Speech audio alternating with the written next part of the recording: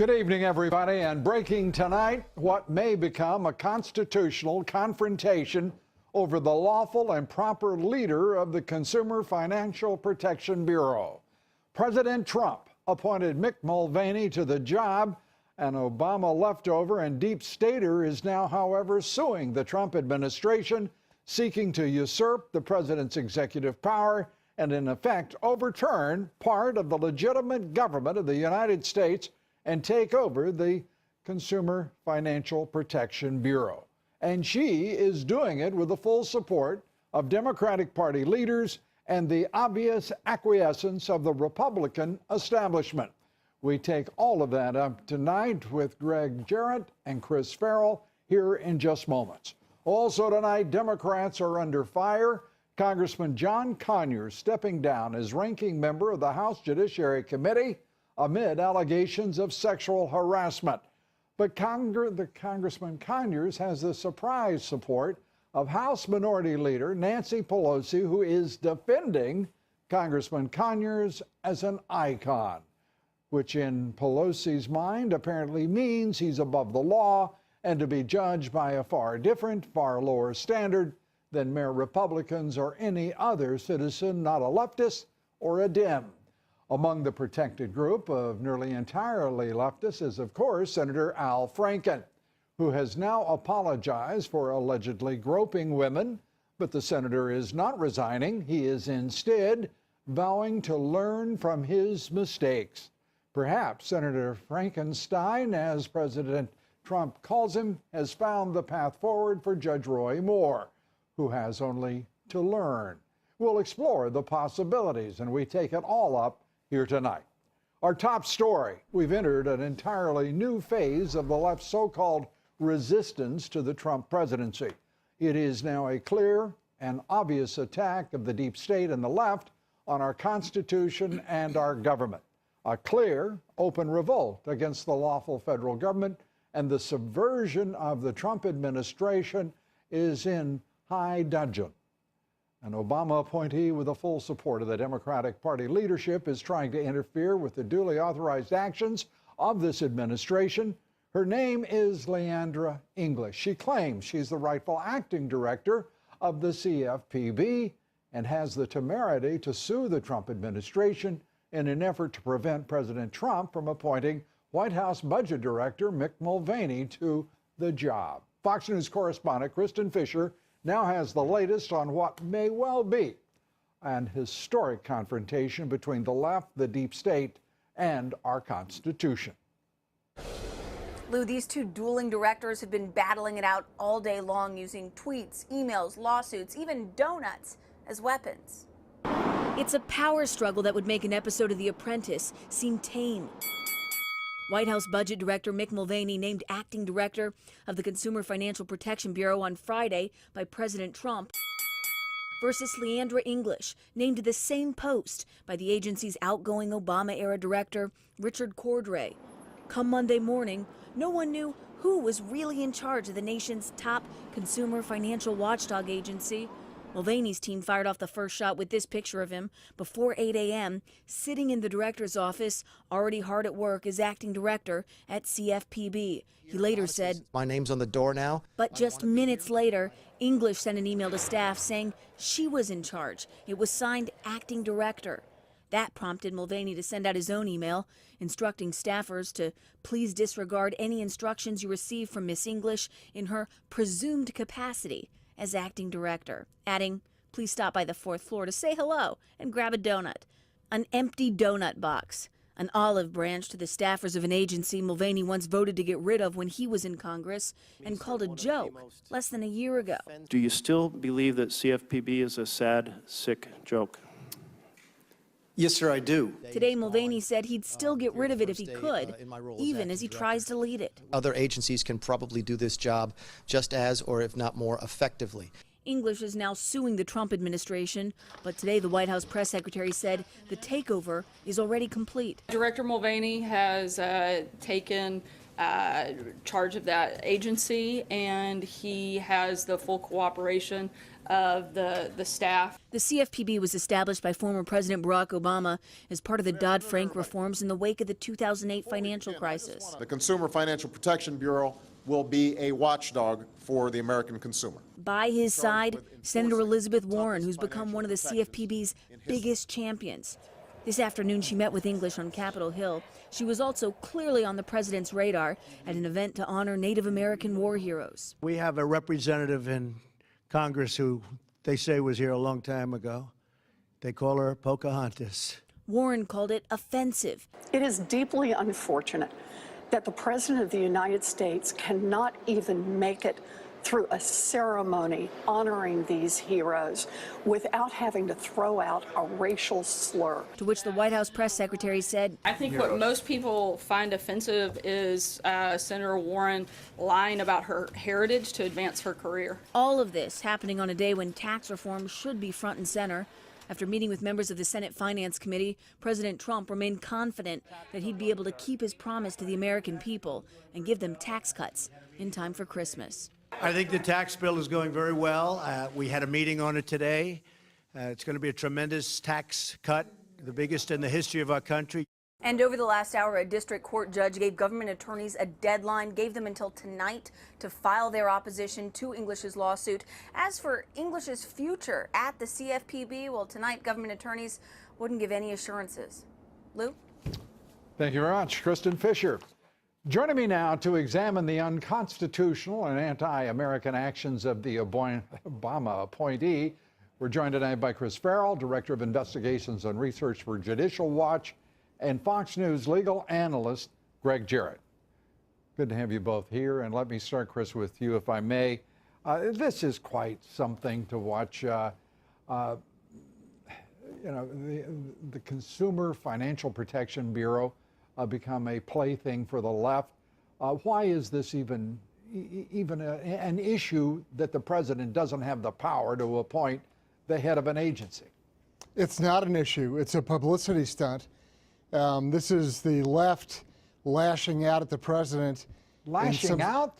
This is pitiful. This is weak. This is effete. This is silly. They're running into a federal courtroom making ridiculous claims that no one buys. But this is just, you know, it's acting out. It's a precocious, tempestuous child stamping its feet. And, you know, Ms. English belongs in the same boat as Sally Yates.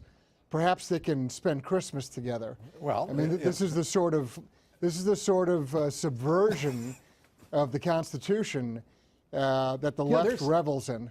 Yeah, they may revel in it, but this administration, Greg, why not fire this woman, get her the hell out of there, and be done with it? That's exactly what they should have done. Her lawsuit is wholly without merit. This is a legal no-brainer. If you put it on a bar exam, the students would get 100% on it. The president, under Article 2 of the Constitution, has the unfettered power and authority to appoint the head of each and every executive branch agency. What's going on with this administration?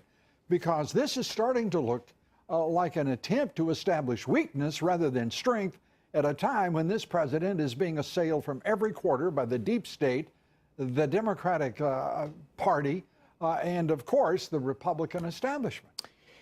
I don't know what's going into his thinking. Maybe he wants a federal judge who is considering it tonight to weigh in on this first, but he has the power and authority to hire and fire anybody of the 4 million executive branch employees. That includes the armed services, each and every one of them. He is the boss. He is the boss, but I have to say, Chris, we're looking at right now a president who has a Justice Department that is, it's gone rogue.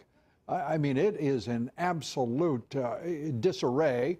It's unlikely that anyone can predict the direction it's going to take, or its leader, the Attorney General, going to engage on any issue that I can think of.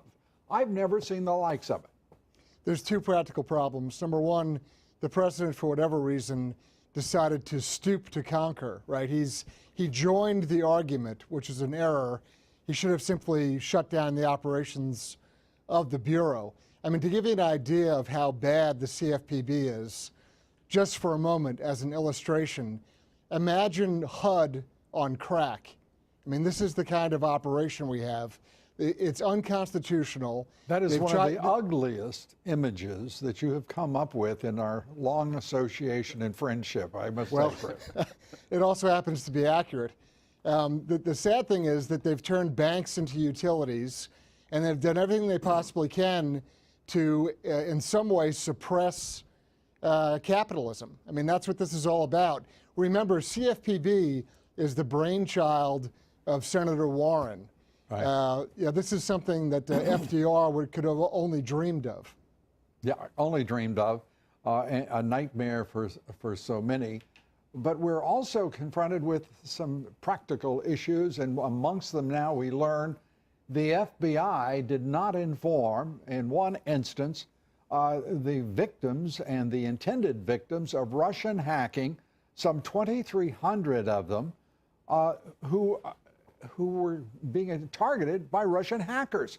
And there is no explanation as to why, other than there were so many of them, lamented and attempted to excuse, said the FBI. It is inexcusable, it's unconscionable, it's unethical. Is it collusion? Do you think there's something wrong here that has some substance and an inappropriate relationship between our FBI leaders and Russia? Well, I do think there's collusion between Comey and Mueller to force the president out and overturn an election, and that may extend to those in the FBI. Then why the hell don't we, Chris, get an investigation of the FBI leadership now? Because this is at the very best. This is idiocy and ignorance on the part of a leadership in the FBI that has already shown itself to be historically idiotic and ignorant. Well, someone made a decision, and that decision is documented. This is not, an error of oversight or omission. Some FBI official somewhere made the decision not to notify these persons and corporations who were the subject of this Russian attack. That person needs to be identified and named. Judicial Watch is pursuing its own avenues. Just in the last week, we've uncovered yet more McCabe-related documents. We're pursuing this as well. Mm-hmm. And anything we get, obviously, we'll make public. But there's a larger systemic question here. Someone made an affirmative decision not to inform these entities who are being attacked by the Russians. Who was that official? And, well, we know one official, and that's the President of the United States, who, Obama certainly was asleep at the switch. I'm sorry? I was going to say the president obviously was asleep at the switch. Obama did nothing when he had knowledge. There comes a time when, Chris, we've got to be honest about this, and I think it's far past the time where everyone in the national media, everyone, should be acknowledging there are too many instances where President Obama was asleep at the switch, who did not do something that he was required to do, who was passive when action was required. And if the President of the United States now is being investigated for collusion with the Russians, why the hell isn't Obama, who did nothing in the face of the takeover of Crimea, incursions against the Ukraine, turning $150 billion over the largest state sponsor of terrorism in the world? Remember what is Benghazi? This madness? Well, and President Obama is also the individual who championed the sale of 20% of America's uranium assets, a vital national security asset, to the Russians with, I have to assume he knew about the underlying racketeering scheme by the Russians, which... You think his buddy Eric Holder might have mentioned it over a drink somewhere? I think we need to get a hold of the daily briefings and to find out what the president knew, when he knew it, and why he took no action to stop it. And please remember that he was also AWOL on Benghazi, and Judicial Watch will never let go of that. Well, I'm happy for that. I'm glad for that. I'm grateful. But I have to say the attempt by the national media and the refusal of the Republican establishment to attack on every one of these issues is absolutely nauseating. I think every American ought to be sick to his or her stomach that we have tolerated such abject, disgusting attacks on our nation, our government, and our interest by an administration that has not even begun to be held to account. Greg, you get the second to last word here.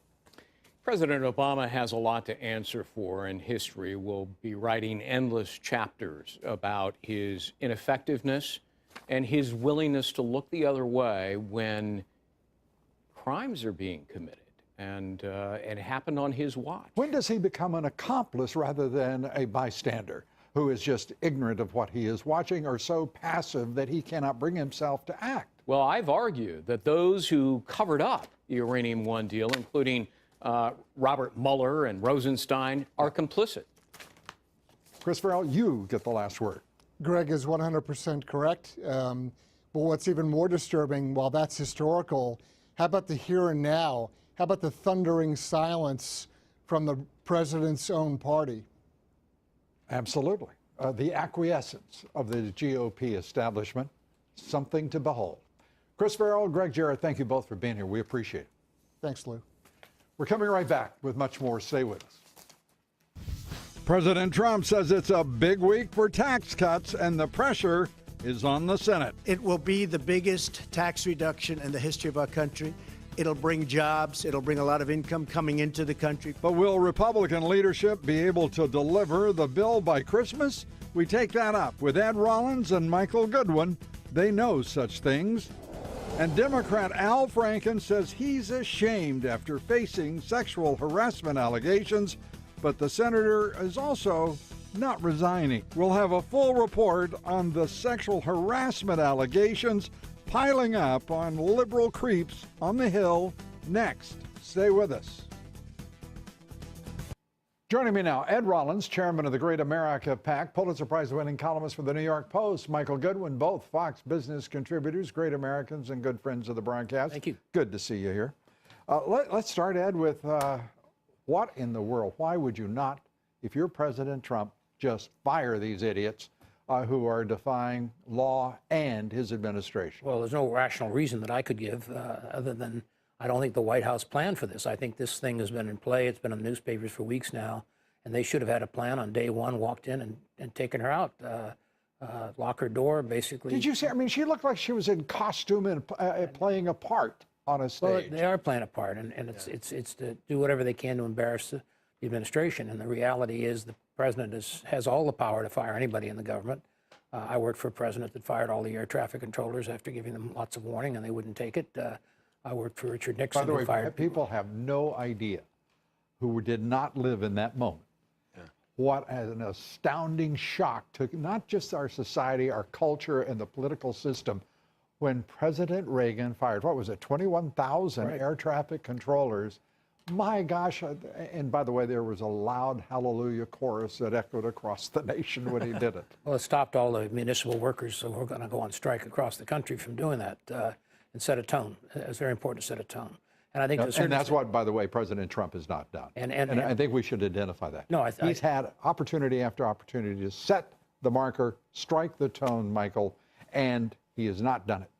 You know, in many ways, Lou, President Trump is rhetorically an exceptional president, but in some of his habits and some of the things he hasn't done, he's quite conventional. I mean, things like this of sort of accepting the deep state's existence. There's still so many Obama holdovers in key positions throughout the government. I mean, this is a sign of continuity, not of the revolution that he was elected to carry out. And we've talked a lot about the media. I mean, the New York Times, the Washington Post are now stronger than ever. By virtue of their leading the resistance, and the president still talks to them. He calls them up, he gives them exclusive interviews, just like they always got from presidents. Yeah, I mean, waiting out there in this country are the people who voted for and supported this president, who has now allowed himself to be corralled, and in many cases appropriately so. He's far more constrained in certain ways, and that's appropriate. Thank God he is not giving up his Twitter account. And he's given in a bit to this idea that it's more important for him to appear presidential than to be right, and for his voice to strike the right note and his administration to deliver on the wall. I think, my God, where is the wall? So I think being presidential is also basically using the power of the presidency and exerting some discipline among the 2.5 million or 4 million, however many employees you have, and I think that's what the country wanted. The idea that you still have holdovers in the State Department and all these other agencies that were there for the Obama and even some from the Clinton should be fired. It should be fired. To Tillerson's credit, he is ripping that place up. Right. The Near East desk is getting its just desserts. I mean, they have looked over and supported crisis after crisis in the Middle East. It is horrific to watch and to contemplate the money that those fools in that Near East desk in the State Department permitted over the course of 2 decades. They have much to answer for, and they squeal like pigs because they don't get the respect they deserve and are being shown the door. Good for you, Rex Tillerson. Good for you, President Trump. Well, and that is precisely the point, that when you do these actions that haven't been done before, oh my God, the sky is falling. You're doing something differently. President Obama didn't do that. You can't do that. And that's how the presidency gets whittled down. That President Obama did, this president should even That's right. tolerate. That's right. Well, he's undone a lot of it, and there's still a lot more to do. But it's very important, in addition to Kelly in there, one of my jobs at the White House when I was in there was I was sort of the disciplinarian. I was the one who basically went to the agencies. Ooh, that sounds bad for somebody. Well, it was. And the person who told Reagan that he had to have a disciplinarian was Richard Nixon. And I basically would pass the word to cabinet people who were misbehaving. I basically passed it to the people on the Hill. Became very unpopular in the course of a career, but that's okay. Yeah, it's okay. It is not okay, though, for this president to be blunted in his instincts and to, the president's daughter said that a child molester has a special place in hell. I believe that's correct. But I think there are lots of special places in hell. And I think one of those places is reserved for those who would blunt the instincts of a man or woman whose instincts are proved to be a lantern in the darkness. President Trump is carrying that lantern right now, and I hate to see it happen. Well, look, I think if he gets the tax reform through, and there's a piece of legislation that he can sign, I think that will change the dynamics a lot. And I predict... What if he doesn't? Well, then I think he's really in trouble. Yeah, he's in trouble, and I'm afraid this is going to become the conventional thinking of the media. He's in trouble because he didn't get tax reform. The fact of the matter is, this is the damn responsibility of Mitch McConnell. Yes. It is the damn responsibility of the Republican establishment. It is going to be a pox on both the House and the Senate, in my opinion, and there will be hell to pay at the ballot box next year. This president will not suffer as a result, I would predict. Just quickly, I mean, I think that if the Republicans lose Congress, he will suffer. I mean, the Democrats will try to impeach him from day one. What will happen? Yeah, well, that will be the end. He'll get nothing else done. They won't get that happen. They won't have that happen, and it'll be the same result as with Republican leadership. We'll be right back. Great. 2 Democrats refusing to step down amid allegations of their sexual misconduct. Amongst the 2, Senator Al Franken today speaking out from Capitol Hill and being so sensitive as he did so. For the first time since several women accused him of groping, he was somewhat contrite, or at least seemed to be. And in the House, Congressman John Connors, boosted by Minority Leader Nancy Pelosi. Fox News Chief Washington Correspondent James Rosen with our report. I'm going to try to learn from my mistakes. In his first news conference since 4 women accused him of sexual misconduct, Democratic Senator Al Franken of Minnesota said he's tremendously sorry, pledged to cooperate with an ethics committee probe, and vowed to work to regain voters' trust. But he declined to specify where he disputes his accusers' accounts and couldn't guarantee additional claims won't surface. I take a lot of pictures in Minnesota, thousands of pictures, meet tens of thousands of people. So those are instances that I do not remember. One colleague had already demanded more, with Republican Senator Marco Rubio of Florida saying, "The things he's already admitted to I find to be outrageous and offensive, and I do think on that alone he should consider resigning." Thank you very much, Mr. Speaker. House Minority Leader Nancy Pelosi, America's top elected woman, surprised many with her defense of Democratic colleague John Conyers of Michigan, whom she called an icon. Do you believe John Conyers is a I don't know who they are. Do you? They have not really come forward. And that gets So to you your don't know point. if you believe the accusations? That's for the Ethics Committee to review. The 88-year-old lawmaker stepped down as ranking member of the Judiciary Committee on Sunday, following his acknowledgement that he settled a misconduct claim by a female staffer in 2015. Vox editor Laura McGann tweeted, "Nancy Pelosi went on national TV and ran through a list of excuses for John Conyers that are the very reasons women are afraid to report sexual harassment in the first place." Matt Schlapp, chair of the American Conservative Union, wrote, "Pelosi is a survivor and knows she can't lose support in the Black Caucus, so she is gentle with Conyers. It's always about power." Conyers has denied all charges, but two more women have come forward. Former staffer Melanie Sloan alleges Conyers once appeared for a meeting in his underwear and behaved inappropriately on other occasions. He once pulled me out of a meeting with domestic violence advocates, no less, and started screaming at me in the hallway and berating me, I believe, for not wearing stockings on some 100-degree Washington day. And Republican Congressman Joe Barton of Texas, having apologized for a nude selfie he took for a woman with whom he had an affair, has now confirmed to the Washington Post the authenticity of a recording the woman made of a phone call in which Barton threatened to unleash the Capitol Police on her. Lou. Well, he needs to do something, it appears. James Rosen, thank you very much. We're coming right back with much more. Stay with us.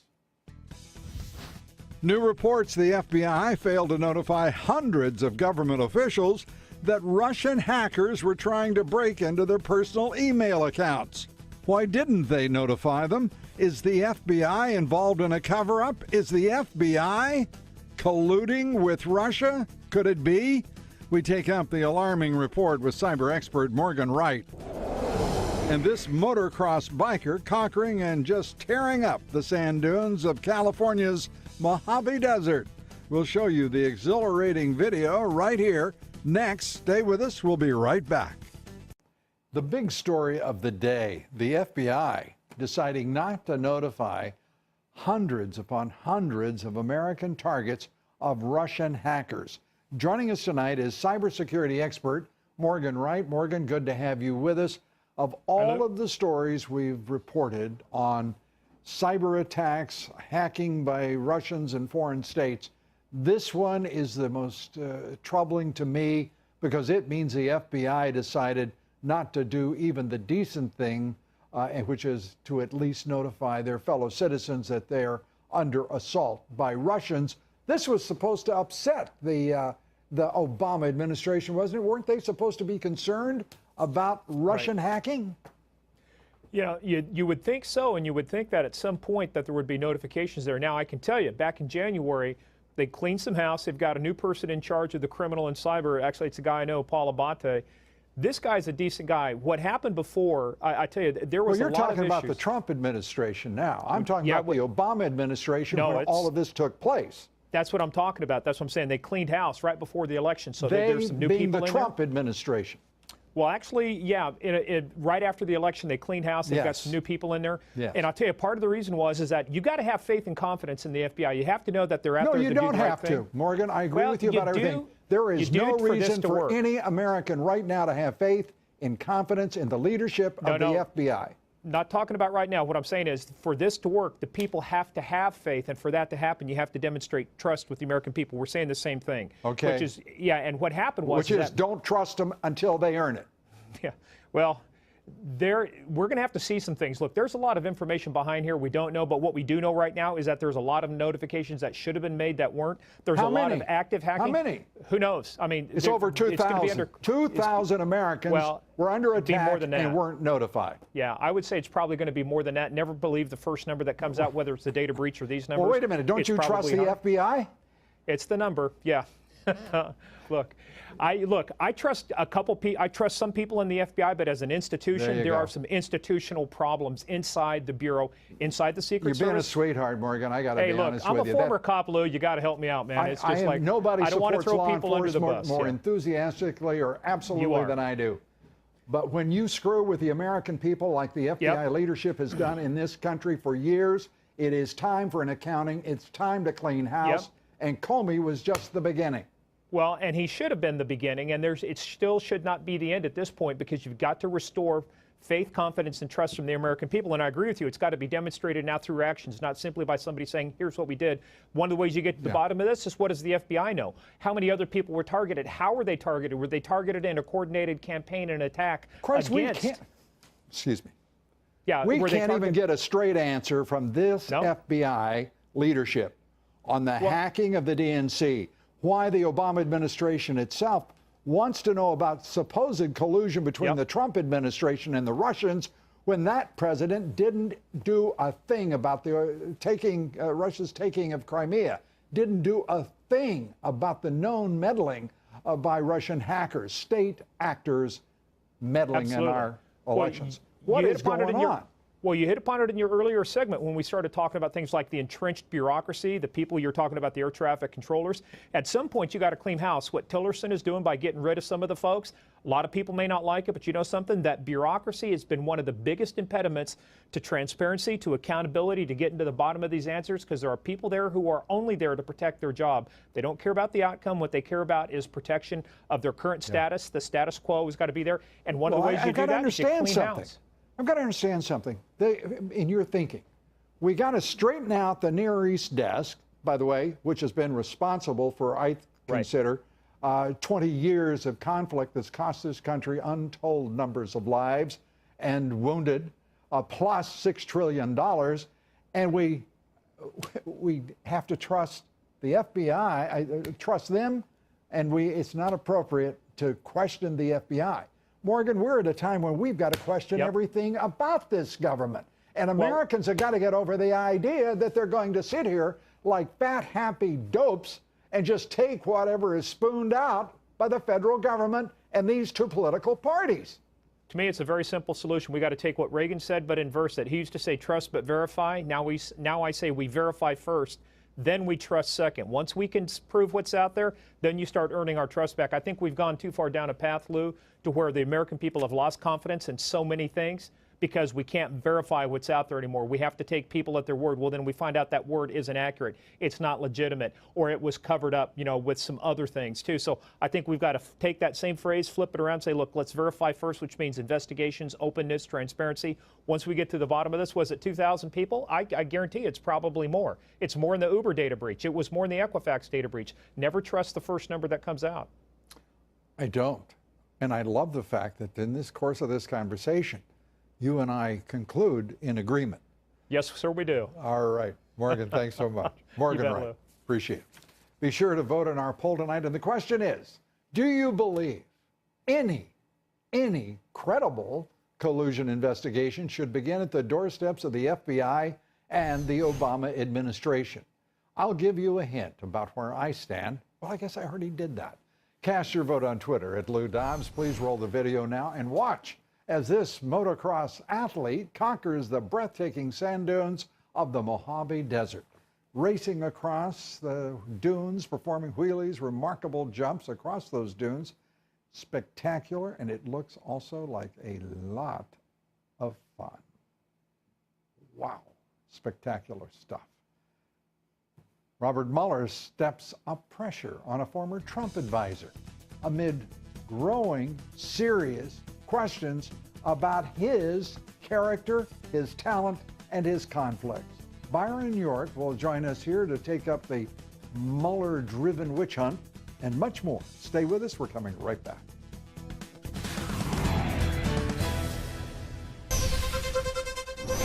Another sign tonight, former National Security Advisor Michael Flynn could be working out a deal with the special prosecutor. Flynn's attorney, Robert Kellner, sat down with Mueller's team today in Washington, wouldn't comment on what was said between the two parties, of course. Last week, Kellner informed President Trump's legal team his client could no longer discuss defense strategy with them. Joining me now, chief political correspondent with the Washington Examiner, Fox Business contributor Byron York.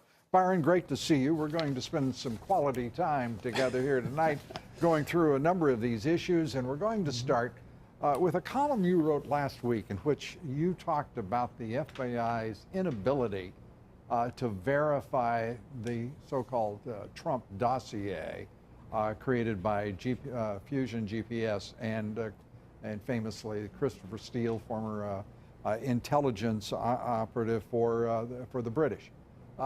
I asked you at the time, well, when does that equal false?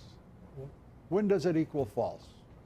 Well, we may be getting close because you may have heard a lot of statements from Democrats lately saying that the dossier had been verified, that it checks out, and that it had been proven right. And what I had discovered is there are talks going on between the House Intelligence Committee and the FBI.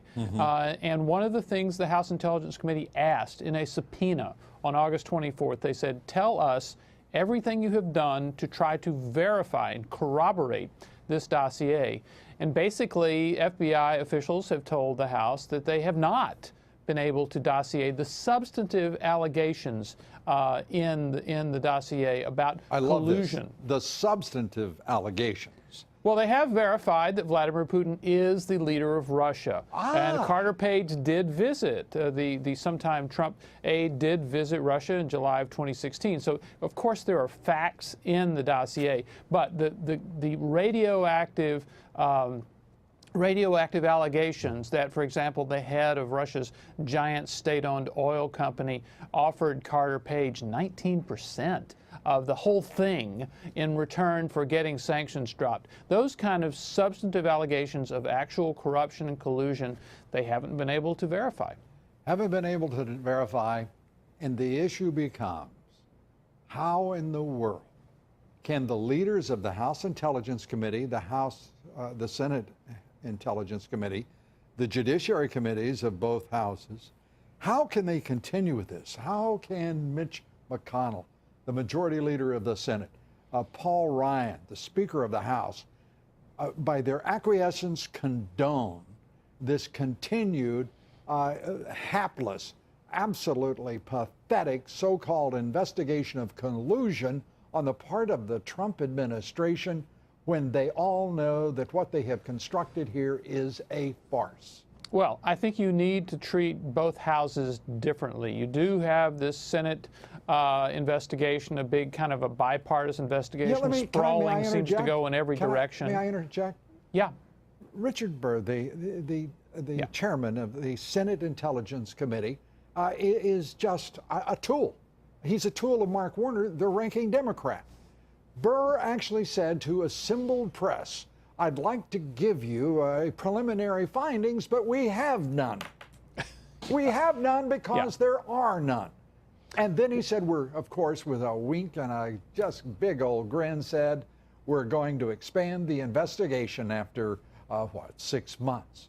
This is silly. And he's a silly man to put himself and his record, his legacy, if you will, in harm's way. Then let me direct you toward the House investigation, which, by the way, is the result. Byron, yes. The medium is television, and that means we have a break. And at the other side of that break, you're going to hear exactly what Byron wants to tell us. We'll be right back. Thank you for your patience, Byron, and of course you. Up next, an Obama appointee tries to subvert the president's authority. We continue with Byron York right after the break. Stay with us.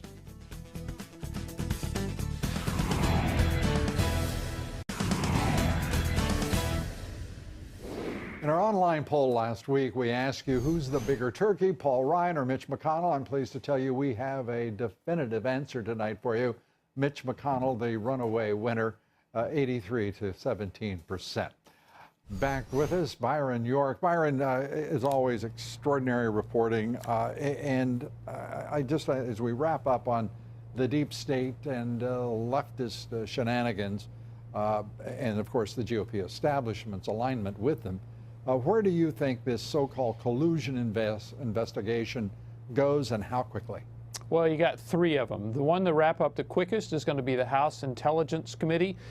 May end up by the end of the year or early next year. You'll have 2 reports. They're very divided by party. You'll have a Republican report, a Democratic report. The Senate investigation is going to take longer, and I think it may end up in kind of a big, muddy, shapeless mess.